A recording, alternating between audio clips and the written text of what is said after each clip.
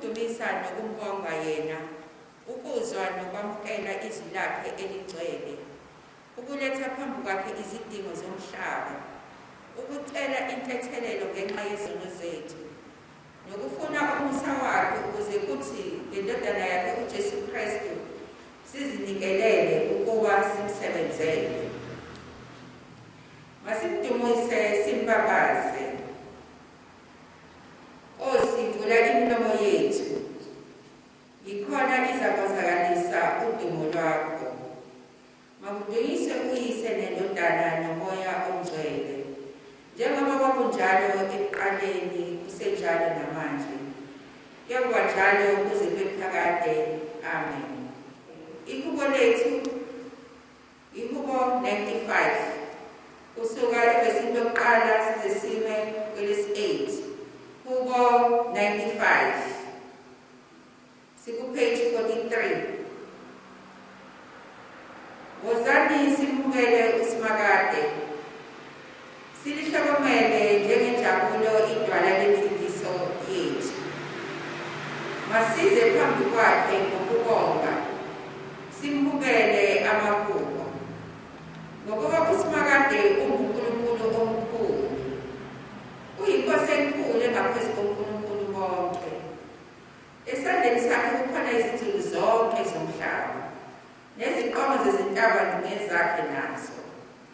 Ulwandle ngolwakhe walwenza, nomhlabathi owomileyo wabunjwa izandla zakhe. Wozani sikhuleke sikhothame, siguqe phambi kukaSimakade umenzi wethu, ngokuba yena unguNkulunkulu wethu, thina singabantu bedlelo lakhe nezipho zesandla sakhe. Namhlanje lizweni izwi lakhe ngokuba uyeza uzokwahlulela umhlaba. Uyakwahlulela umhlaba ngokulunga, nabantu bonke ngeqiniso. Makudunyiswe uyise nendodana nomoya ongcwele, njengoba kunjalo ekuqaleni, kusenjalo namanje, kuyaba njalo kuze kube phakade. Amen. Asikhumbule izono zethu sizivume.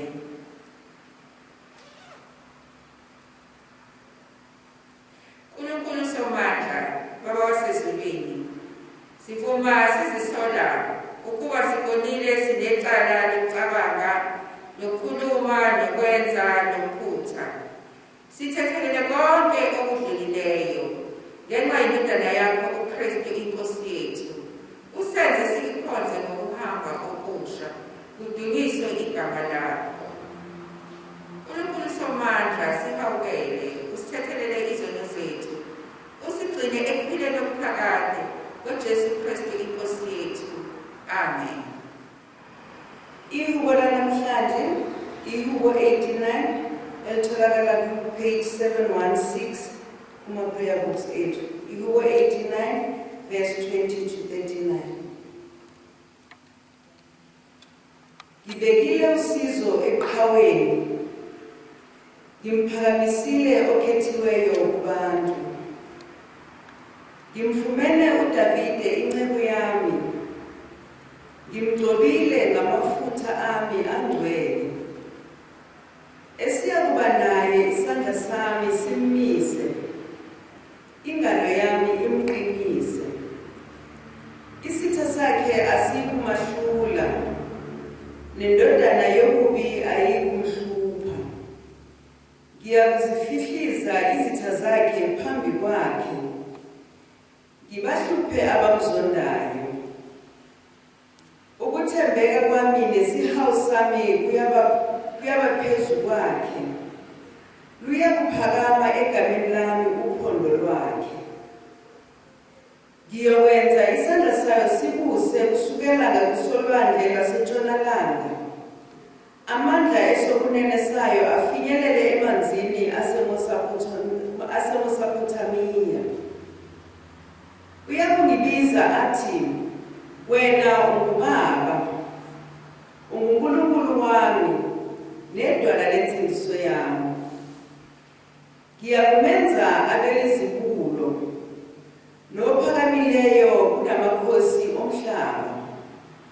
Ngiyakumgcinela isihawu sami kuze kube phakade, nesivumelwano sami sihlale siqinile kuye. Ngiyakuyimisa kuze kube phakade inzalo yakhe, nesihlalo sakhe sobukhosi sibe njengezinsuku zezulu. Uma abantwana bakhe bewudela umthetho wami, bengahambi ngezihlulelo zami, uma bephula izimiso zami, bengayigcini imiyalo yami, ngiyakubahambela izono zabo ngenduku, namacala abo ngemivimbo. Nokho isawu sami angiyikusisusa kuye, ngingavumi ukuba ukuthembeka kwami kuphuthe. Angiyikwaphula isivumelwano sami, anginakuguqula osephume emlonyeni wami. Ngabufunga kanye ubungcwele bami, angiyikukhohlisa uDavide. Inzalo yakhe iyakuma phakade, nesihlalo sakhe sobukhosi sibe njengelanga phambi kwami. Makudunyiswe Yise neNdodana noMoya oNgcwele, njengoba kunjalo ekuqaleni kusenjalo namanje, kuyakuba njalo kuze kube phakade. Amen. Isifundo sokuqala sibhalwe encwadini kaSamueli wesibili, isahluko sesikhombisa, 2 Samuel chapter 7. Qala esahlukaneni sokuqala. uNkulunkulu akamvumeli uDavide ukwakha ithempeli.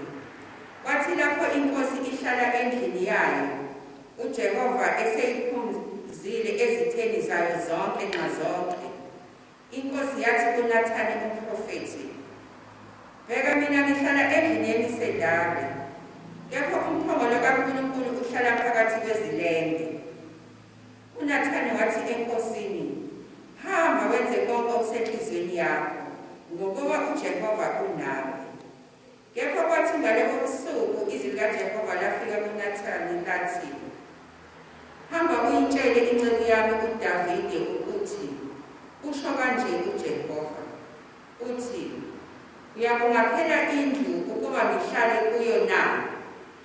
Ngokuba angihlalanga ndlu kusukela osukwini engakhuphula ngalo abantwana bakwa-Israyeli eGibhithe kuze kube namuhla. Kepha ngangilokhu ngihamba etendeni nasethabanakeni. Ezindaweni zonke engihambahambe kuzo, nakubo bonke abantwana bakwa-Israyeli, ngake ngakhuluma yini izwi noma kusiphi isizwe sakwa-Israyeli engasiyaleza ukwalusa abantu bami u-Israyeli ukuthi aningakhelanga ngani indlu yemisedari na? Ngalokho uyakusho kanje encwadini yami uDavide, uthi, usho kanje uJehova Sebawoti, uthi, mina ngakuthatha edlelweni ekwaluseni izimvu ukuba ube ngumbusi wabantu bakwa-Israyeli. Nganginawe noma lapho uya khona, nganquma zonke izitha zakho ngaphambi kwakho. Ngiyakukwenza igama elikhulu njengegama labakhulu abasemhlabeni. Ngiyakumisela abantu bami u-Israyeli indawo, ngibatshale ukuba bahlale endaweni yabo, bangabe-sanyakaziswa, futhi abantu ababi abasayibahlupha njengakuqala. Kusukela osukwini engayaleza ngalo abahluleli ukuba babe phezu kwabantu bami u-Israyeli, ngikuphumuze ezitheni zakho zonke. Futhi uJehova uyakutshela ukuthi uJehova uyakukwenzela wena indlu. Yakuthi lapho izinsuku zakho seziphelile, ube usulele koyihlo, ngiyakumisa inzalo yakho emva kwakho eyakuphuma ezibilini zakho, ngiqinise umbuso wayo. Yiyo eyokwakhela igama lami indlu. Ngiyakuqinisa isihlalo sobukhosi nombuso wayo uze ube phakade. Mina ngiyakuba nguyise, yona ibe yindodana yami. Uma yenza okubi, ngiyakuyilaya ngenduku yabantu nangemivimbo yabantwana kubantu. Siphela lapha isifundo sokuqala. Sizosho iculo laZakhariya. Mayiqondwe inkosi uNkulunkulu ka-Israyeli ngokuba ibahambele abantu bayo yabahlenga, yasiphakamisela uphondo lwensindiso endlini kaDavide inceku yayo, njengalokhu yakhuluma ngomlomo wabaprofethi bayo abangcwele selokhu kwadabuka umhlaba, ukuthi uyakusisindisa ezitheni zethu nasesandleni sabo bonke abasizondayo, ukwenzela okhokho bethu isihawu nokukhumbula isivumelwano sayo esingcwele, isifungo eyisifunga kubaba u-Abrahama yathi iyakusipha, ukuba sikhululwe esandleni sezitha zethu, siyikhonze singenabesaba, ngobungcwele nangokulunga phambi kwayo zonke izinsuku zokuhamba kwethu.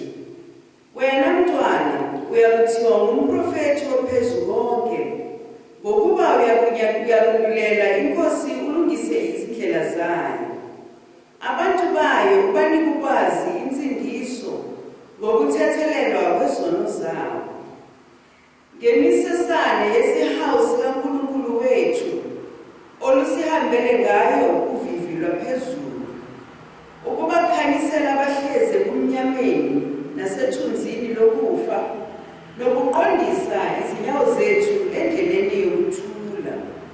Makudunyiswe uYise neNdodana noMoya oNgcwele, njengoba ngokunjalo ekuqaleni kusenjalo namanje kuye kuba njalo kuze kube phakade. Amen. Isifundo sesibili sibhalwe ngokaMark chapter 6, siqala kuverse 30. Mark chapter 6 sizoqala kuverse 30 to 34 bese siwelela kuverse 53 to 56. Abapostoli babuthana kuJesu bambikela abebekwenzile nabebekufundisile. Wayesethi kubo, zanini nina nodwa endaweni eyihlane niphumule ingcosana, ngokuba babe baningi abezayo nabahambayo abaze bathola nasikhathi sokudla, base bemuka ngomkhumbi baya endaweni eyihlane bebodwa. Abaningi sebebabona bemuka baqonda baze bagijimela khona ngezinyawo bephuma kuyo yonke imizi babanduleka. Wathi ephuma wabona isixuku esikhulu, waba nesihe ngabantu, ngokuba babenjengezimvu ezingenamelusi, waqala ukubafundisa okuningi. Sebewelile bafika ezweni laseGenesaretha babopha ogwini. Ukuphuma kwabo emkhunjini yena wayaziwa masinyane. Bagijimela kulo lonke lelozwe, baqala ukuletha abagulayo ngezinhlaka, lapho bemuzwa ukuthi ukhona. Kwathi nomaphi lapho engena khona, emizaneni nasemizini nasemaphandleni, babeka abagulayo ezindawini, bamncenga ukuba bathinte noma umphetho wengubo yakhe kuphela. Bonke abamthinta basindiswa. Siphela lapha isifundo sesibili.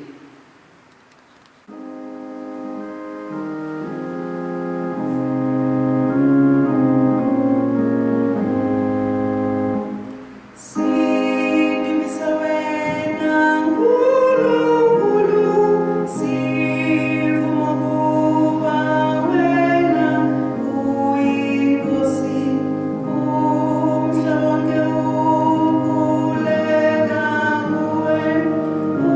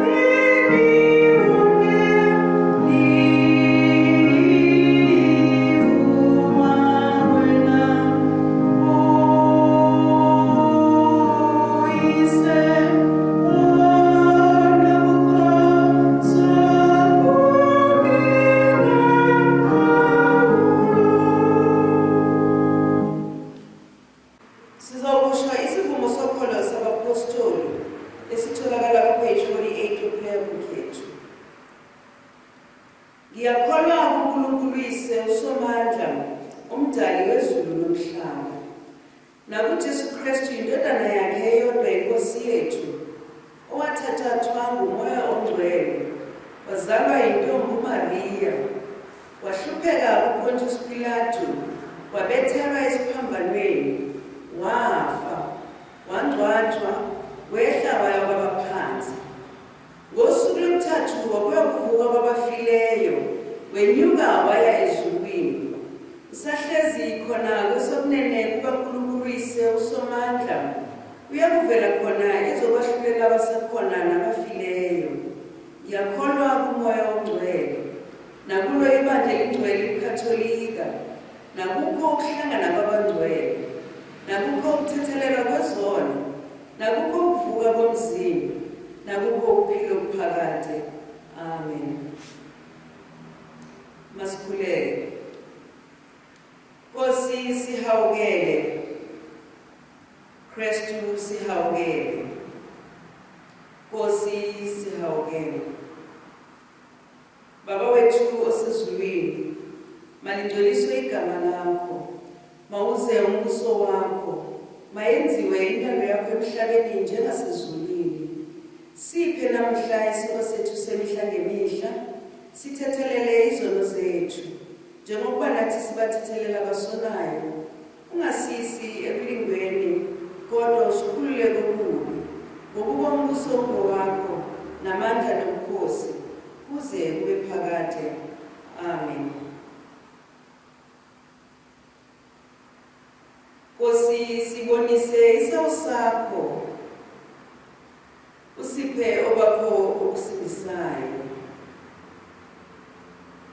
Nkosi liphathe ngomusa izwe lakithi, usizwe ngesihawu sakho lapha sikhala kuwe. Yembese ngokulunga abapristi bakho, ubathokozise abantu bakho obakhethileyo.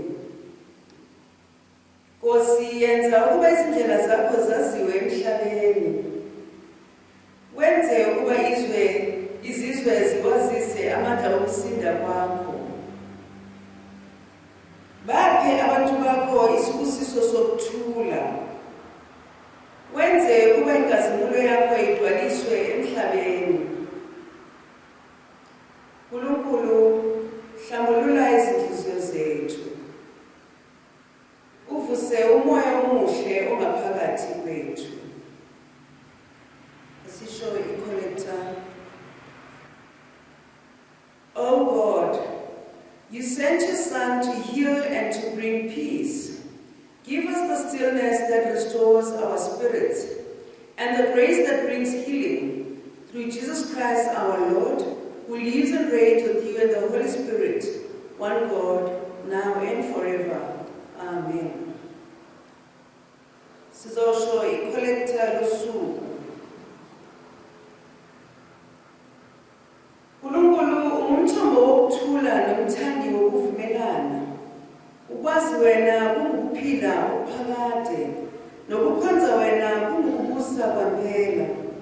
Sivikele thina zinceku zakho kukho konke ukuhlasela kwezitha zethu, ukuze sethembele ekuvikeleni kwakho, ukuthi singawesabi amandla ezitha. NgoJesu Kristu inkosi yethu. Amen.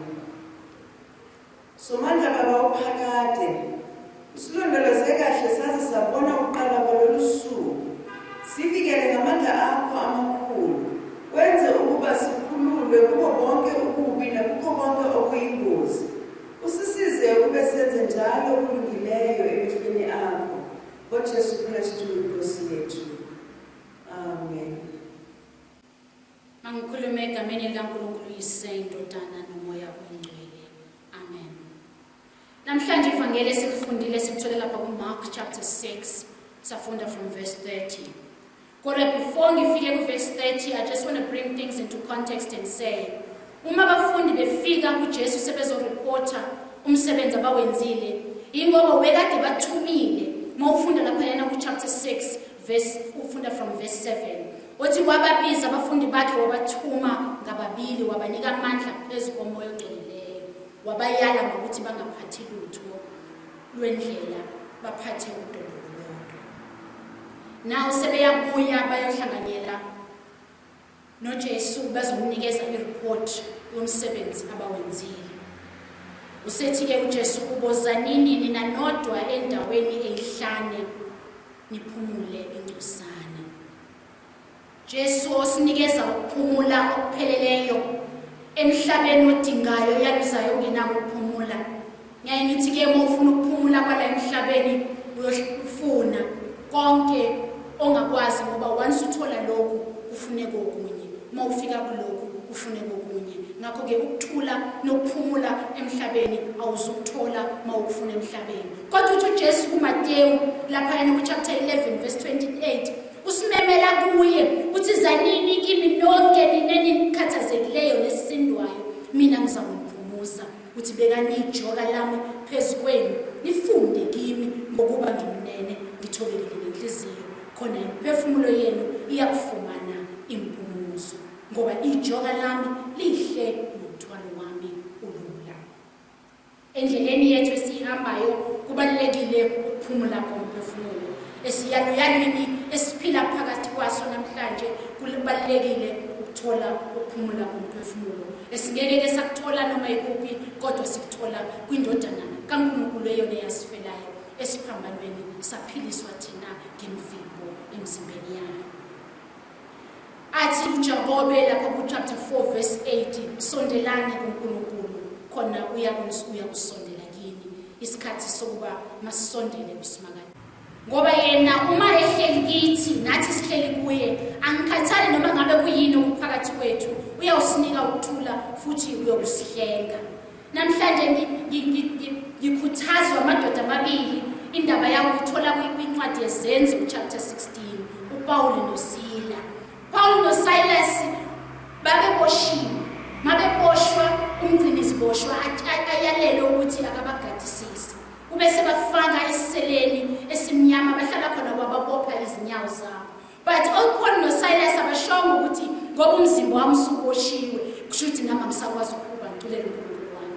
Baqhubeka bakwathi phakathi kobusuku bacula, bahlabelela, bakhuleka kwaze kwaqhekezeka ifoundation yejele.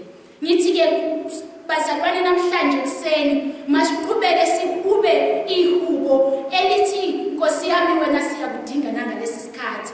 Ngiyasicabanga nje ngalesi sikhathi ukuthi ukuba mina benguPaul ngihamba nomngani wami uSilas, enye yamaculo bese wesiwacula phakathi kobusuku sidumisa, bezobe lithi ngalesi sikhathi, thula sizwe ungabokhala uJehova wakho uzoqobela. Ngoba uzosinqobela. Ziningi izinto ey'phithizayo emakhanda ethu njengamanje, imiqondo miningi nemicabango miningi.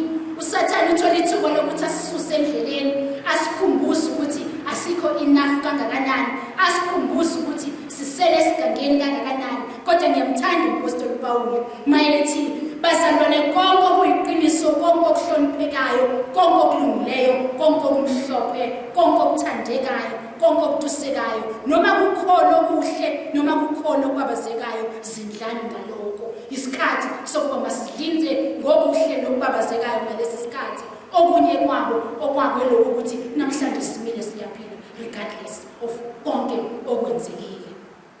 Intokozo yethu asiphiwanga umhlaba, ngakho angeke-ke siyayiphucwa ngumhlaba. Athi umbhali weHubo 121:1-2, ngiphakamisela amehlo ami ezintabeni, usizo lwami luvela kina. Usizo lwami luvela kuJehova owenza izulu nomhlaba. Esikhathini seziphithiphithi nenkathazo ezweni lakithi kuyacaca kunjengamanje ukuthi it doesn't matter what kind of material you have, what kind of political connection you have, what kind of intelligence yakho, your intelligence and acumen njengamanje, it's defeated because sonke sazi ukuthi kwenzakalani. Kodwa sikwazi ukuthi osidalileyo nosigcinileyo wasibeka kule ndawo uyazi ukuthi kusasa lethu limiphi. Ngalokho-ke bazalwane, masigcine sihlezi silalela imiyalelo yakhe, senza imiyalelo yakhe, singavumi ukuduliswa yizwe elingasiphathelanga lutho.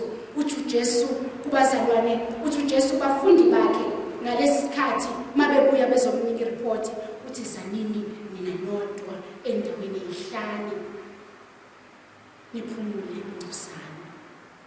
Bekuyisikhathi sokuthi emakhaya ethu lasikhona sithole our sacred spaces, sizibeke kuzo, simbize yena osiqinisekisile ukuthi uzosipha ukuphumula okuzosikhipha kuyo yonke ingqolozelo ephakathi kwethu.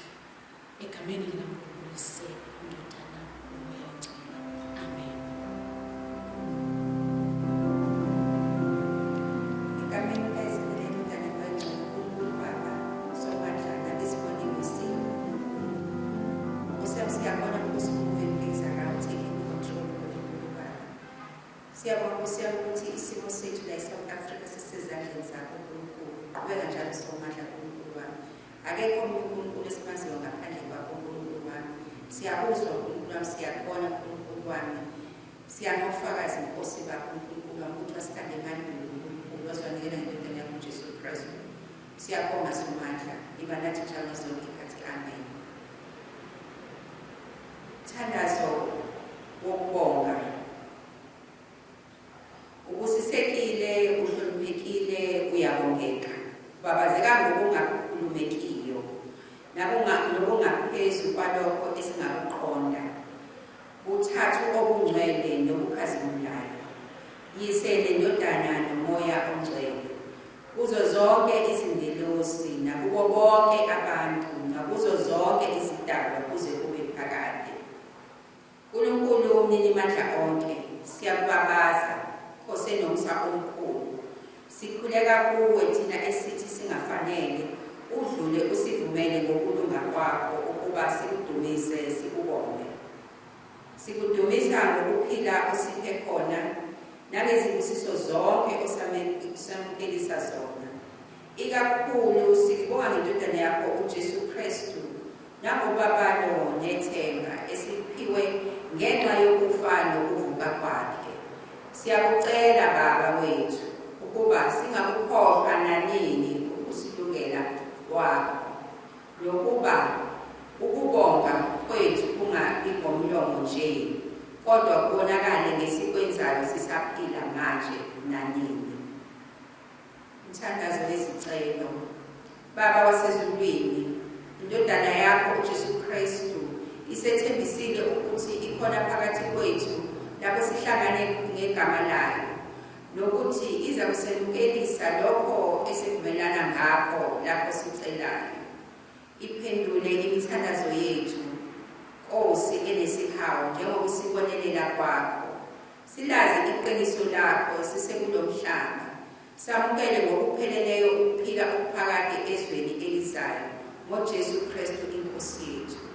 Inkosi mayibusise isilondoloze, inkosi mayisikhanyisele ngobuso bayo ibe nomusa kithi, inkosi mayisengame ngobuso bayo isiphe ukuthula. Ubabalo lwenkosi yethu Jesu Kristu nothando lukaNkulunkulu nobudlelwane bukaMoya Oyingcwele makube nathi sonke kuze kube phakade. Amen.